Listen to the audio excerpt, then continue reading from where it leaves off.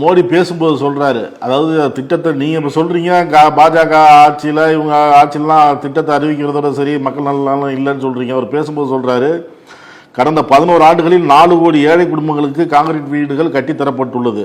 புதிதாக 3 கோடி வீடுகள் கட்டப்பட்டு வருகின்றன.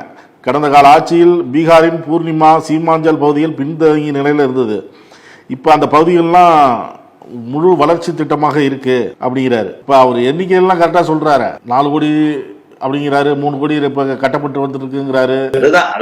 அதாவது அவர்கள் இப்ப ஜிஎஸ்டியை கூட ஒரு வார்த்தை சொல்லுவாங்க. ஜிஎஸ்டியை கூட பாத்தீங்கன்னா கடந்த கொஞ்ச நாட்களாகவே ஜிஎஸ்டி ஏதோ இவருடைய பரிசு, மோடி அவர்களுடைய பரிசு மக்களுக்கு கொடுத்து விட்டார்ன்றது மாதிரி ஒரு விளம்பரங்கள்லாம் வருது. இப்ப அதுல சீர்திருத்தம் பண்ணிருக்கிறது பெருமையா சொல்றாங்களே, 140 கோடி மக்கள் பயன்பெறுகிறாங்கன்னு இப்ப நிர்மலா சீதாராமன் பேசியிருக்காங்க.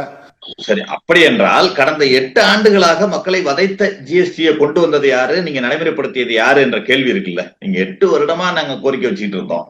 கிட்டத்தட்ட 56வது ஜிஎஸ்டி கவுன்சில்ல தான் அதை குறைச்சிருக்கீங்க. 55 ஜிஎஸ்டி கவுன்சில் நடந்திருக்கு. அந்த ஜிஎஸ்டி கவுன்சில் எல்லாம் விலையேற்றங்கள் நடந்தது. மக்களை வதைக்கின்ற ஜிஎஸ்டி வரி தொடர்ந்தது. அதற்கும் காரணம் நீங்கன்னு ஒத்துக்கிட்டு இது பண்ணியிருந்தீங்கன்னா பரவாயில்ல. ஆனால் இப்ப செஞ்சதை 8 ஆண்டுக்கு பிறகு, அப்படின்னா 8 ஆண்டுகளாக நாங்கள் அதிக வரியை செலுத்தி இருக்கிறோம் என்று நீங்கள் உணர்ந்து அதையெல்லாம் மக்கள்கிட்ட திருப்பி தர தயாரா இருந்த அரசு அதை ஒத்துப்பாங்களா இவங்க? ஆக இவர்கள் ஒரு கிரெடிட் வந்தா, அதாவது ஏதாவது ஒரு மக்களுக்கு நன்மையோ அல்லது கிரெடிட்டோ வந்தால் அதை மோடி செய்தார் என்று சொல்வதும், ஏதாவது தவறுகளோ அல்லது தவறான நிகழ்வுகளோ இருந்தால் அதை வேறு ஒருத்தர் மீது பழி போட்டு தப்பிப்பதோ மட்டும்தான் இவர்களுடைய 11 வருட ட்ராக் ரெக்கார்டு, ஆட்சியின் ட்ராக் ரெக்கார்டா இருக்கு. அதைத்தான் இவர்கள் தொடர்ந்து கொண்டிருக்கிறார்கள். அது போலத்தான் திட்டங்களும் பாத்தீங்கன்னா பல இடங்கள்ல மாநில அரசும் மத்திய அரசுமாக இணைந்து செய்கின்ற திட்டங்கள் எல்லாம் இவர்கள் செய்ததாக சொல்லிக் கொண்டிருக்கிறார்கள். இப்ப வீடு கட்டும் திட்டம் பத்தி எல்லாம் தமிழ்நாட்டுல கூட நிறைய அமைச்சர்கள் எல்லாம் கூட விளக்கம் சொல்லிட்டாங்க.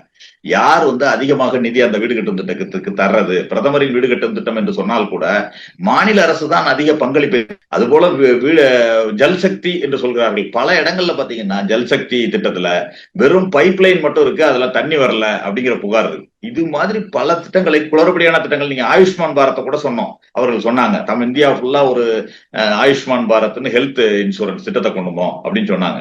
ஆனா அதுல எவ்வளவு குளறுபடி இருந்துச்சுன்றதையும் பார்த்தோம், எவ்வளவு ஊழல் நடந்துச்சுன்றதையும் பார்த்தோம். ஒரே தொலைபேசி எண்ல 7.5 லட்சம் பேர் இணைக்கப்பட்டிருந்தாங்க. அதே போல ஒரே ஆதார் அட்டையில 4500 பேர் இணைக்கப்பட்டாங்க. இப்படி எல்லாம் இவர்கள் டிஜிட்டல் இந்தியா என்று சொல்லிக்கொண்டு அதிலேயே பல ஊழல்களையும் குளறுபடிகளையும் செய்ததுதான் இவர்களுடைய சாதனை.